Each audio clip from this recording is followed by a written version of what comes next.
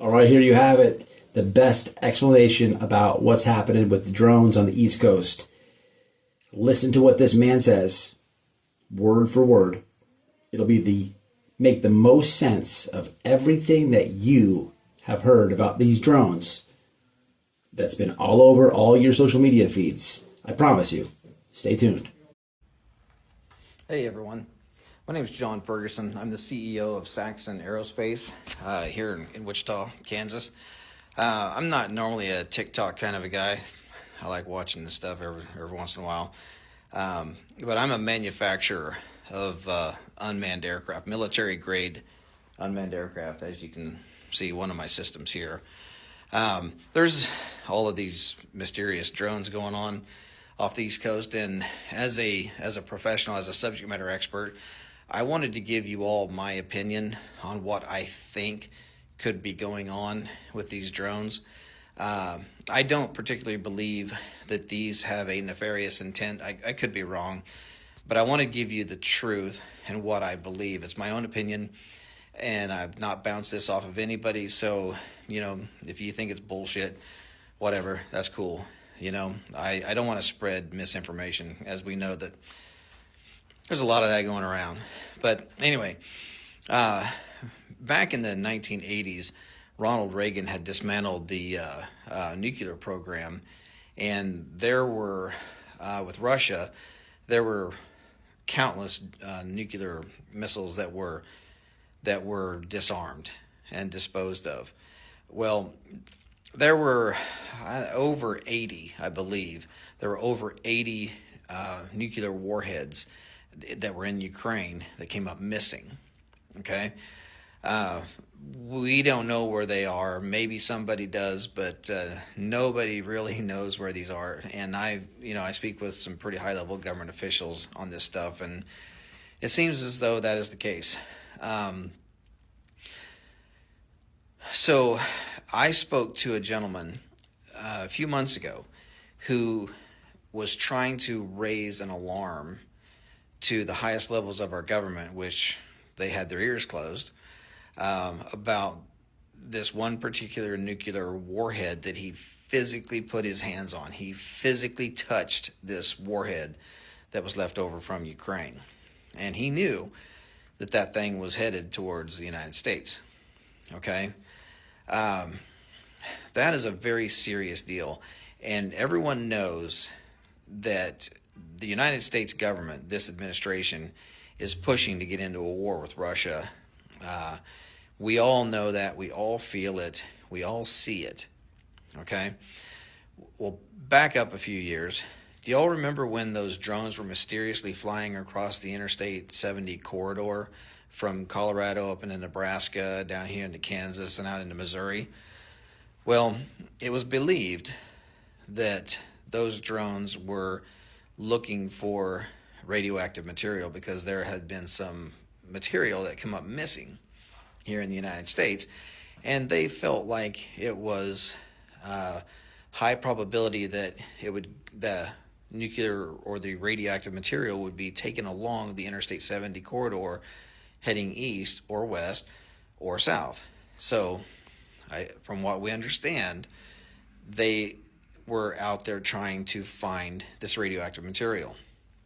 Now, drones, they have no reason to be in the air at night unless you're doing some type of ISR work, intelligence, surveillance, reconnaissance, looking for bad guys, or looking for a victim, a search and rescue victim, or law enforcement, or some type of military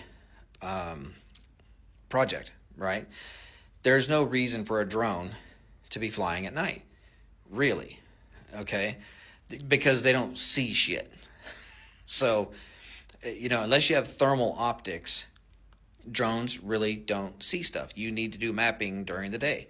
If you're going to do farming stuff, you mostly do it during the day. The only reason why you would ever fly an aircraft, an unmanned aircraft at night, is if you're looking for something, whether it be a person or trying to smell gas. We have methane gas detection systems that can detect gas leaks in pipelines.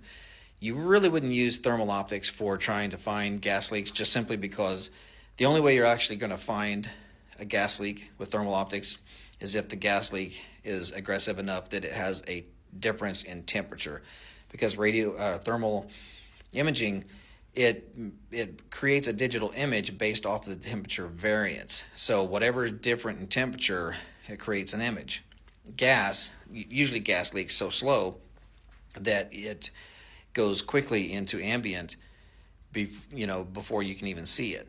So we have special sensors that can detect gas leaks. We also have special sensors that can detect radioactive material.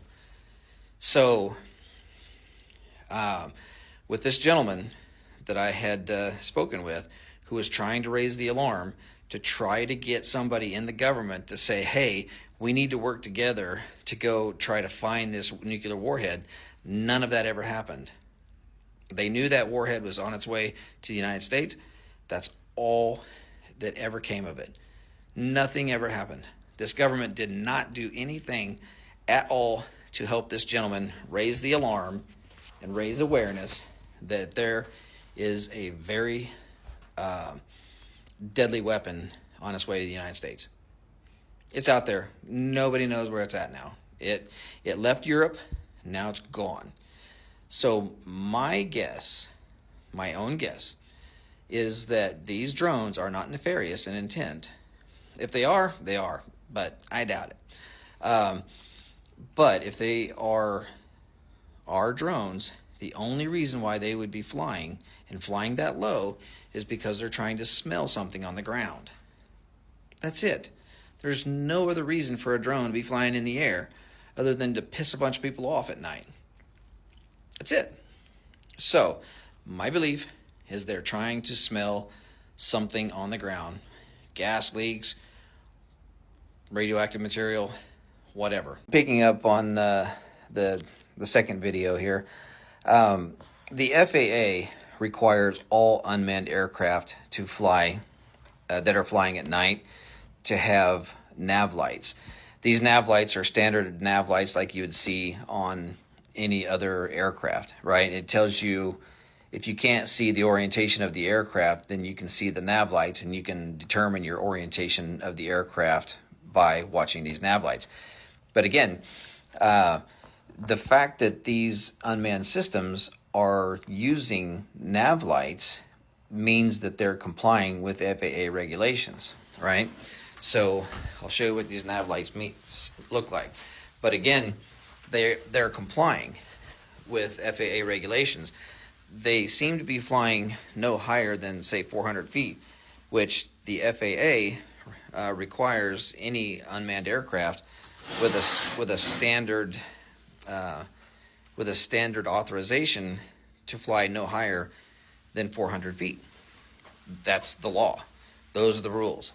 And if you violate that, then you pretty much stand the risk of getting your license taken away. All drone operators commercially have to have an FAA Part 107.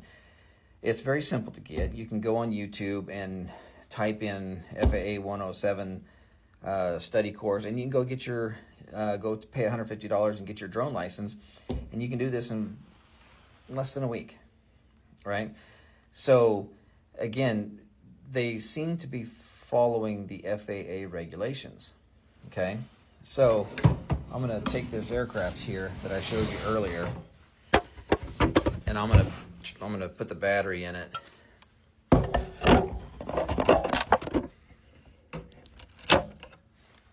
So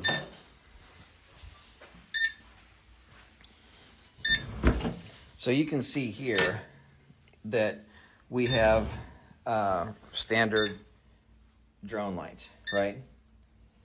Those are the nav lights, and if you're going to fly at night, you have to see those aircraft. You have to see those lights fly, or you have to see those lights from roughly 3 miles. So now we're going to go to the communication system. The communication system is very complex. I don't believe that they're flying from vessels offshore, because there's only a few things that you can do with your communications. With a standard radio link, which is C2 and video, command and control and video link, your antennas are only going to allow you to fly so far. Okay, so I'm going to draw a line. I'm going to try to do this here, but I'm going to draw a line here, and here you are. Okay, now this area here is where your drone's going to fly, and that's with a standard antenna that is kind of directional, moving this way. The other thing we have is a dipole antenna, and that's just a straight up antenna. It kind of just looks like this. You probably have seen them, but they send out a signal like this, and we're using about 1 watt of power. Okay, so with 1 watt of power, with a dipole antenna that sends out a signal of 360 degrees, with 1 watt of power, you may only get, maybe 1,000 yards, or maybe 2,000 yards, so you're not going to get very far. But if you go with a directional antenna and you look at like a pie, like this is half of the pie, and your drone's flying out here, okay, you're taking that 1 watt of power and you're sending it out this way. You may be able to fly here, and that will give you maybe a mile, maybe more than a mile. Okay, so having the vessel or the drones flying miles off the coast is not feasible. The second thing is you have to look at your flight time. You have drones that have gas, like the multicopters, like the one I showed you. They have gas engines that push electric motors. They're called hybrid systems. Still, they may only get really roughly 90 minutes of flight time. Okay, so now the other thing you can do with your antennas is, here you are, you can go at a 45 degree. Okay, you're still pushing 1 watt of power. That means that you're not wasting all your power over here and over here, but you're pushing all of that power this way. So this could be a range of 10 miles that you could fly. Okay, so if you're flying out 10 miles, what's the difference between here and here? That could be 15 miles or 10 miles. We don't know, right? So again, you're only at 10 to 15, maybe 20 miles tops. Okay, so the next thing that you can do is you can use a tracking system. So wherever the drone flies, the antenna will lock onto the drone, and you're pushing a small beam with 1 watt of power. Now you could go to 2 watts of power, but now you're starting to get into FCC regulations, right? You actually have to have authorization to fly an aircraft using radios with 2 watts of power. So if your drone is here and you fly out, you might be able to go 100 miles. But the tracking system has to track. So wherever the aircraft goes, right? Wherever the aircraft goes, that antenna is going to track that drone. And if you lose lock on that aircraft, then the aircraft has a safety feature that will allow it to come back. So it's a fail-safe, right? Most drone people know this stuff. So again, there's a lot of things that are happening with these drones that prove that they are not nefarious in intent. I pulled up some videos and photos to just share with you. So this first video, I want to show you what thermal imaging looks like on one of our aircraft. And again, you can just kind of get an idea of why I'm saying what I'm saying, but here you go. So right up here is the thermal, and then right here is your standard image. So kind of hard to see, but you can see that we're zooming in, So there's not a lot that you can see, so again, sorry if I'm not doing a very good job of showing, pointing the camera. Here's another video. You can see the aircraft here, and then you can see what the aircraft sees here. So again, it's difficult, and I'll show you our nav lights. So you can see that's our aircraft. So you might be able to see how the aircraft is just kind of hovering there, and then we're able to move the aircraft along.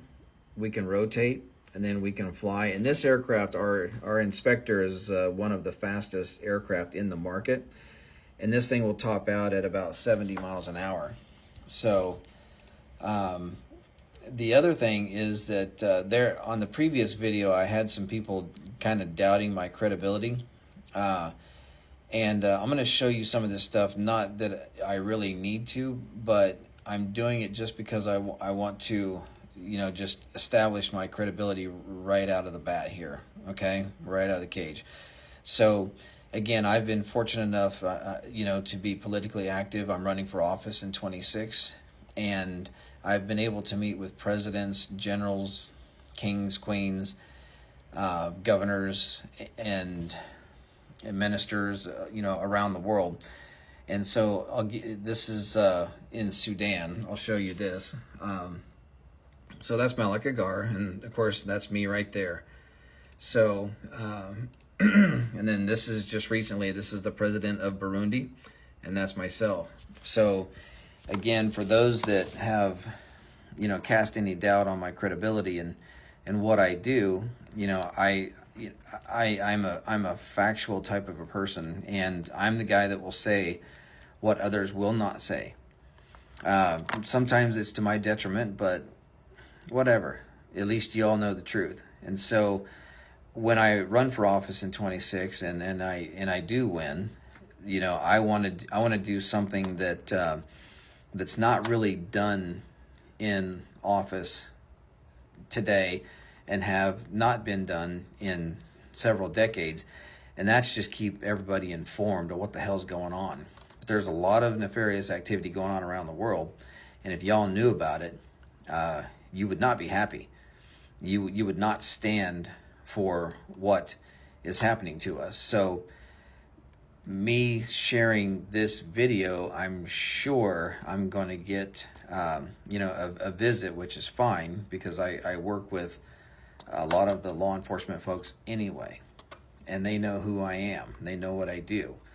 So I'm here to tell you guys the best assessment that I possibly can. I'm not saying what I'm telling you is absolutely true, meaning that this is just what I see. This is my assessment, right? So if it's not the case, then good for us, right? So again, please share these videos.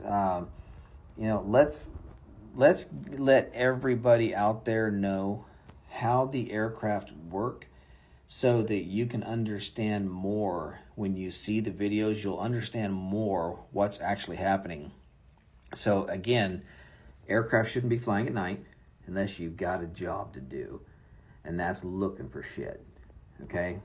So gas, gas leaks, people, military operations, police operations, etc. Okay? They should not be flying at night unless they're providing security or looking for stuff. Okay? Number 2, thermal imaging. Thermal imaging is really about the only way you're really going to see any type of source of anything. Now, using thermal imaging doesn't necessarily mean you can see a gas leak, because remember, thermal imaging measures the variance between temperatures and creates a digital image. Gas, when it leaks out of a pipeline, if it's a slow leak, it will go directly to ambient and you won't really be able to see the gas. That's why we don't use thermal imaging to find gas leaks. We use methane gas detection systems, right? So thermal is if you're looking for hot spots. Okay. The communications, the range of the communications. You got to think about that. You've got to think about your flight duration, battery versus gas. Gas, you're always going to get much longer flight durations. I can take an aircraft, a fixed-wing aircraft, put batteries in it, get 2 hours of flight time. I can put fuel in it and get 18 hours of flight time. So, that's kind of the difference. But multicopters typically do not have gas-powered engines. They're out there, they work fairly well, but they're not going out miles out from the ocean and going inside the United States. It just doesn't work that way. Certain laws of physics that you cannot overcome.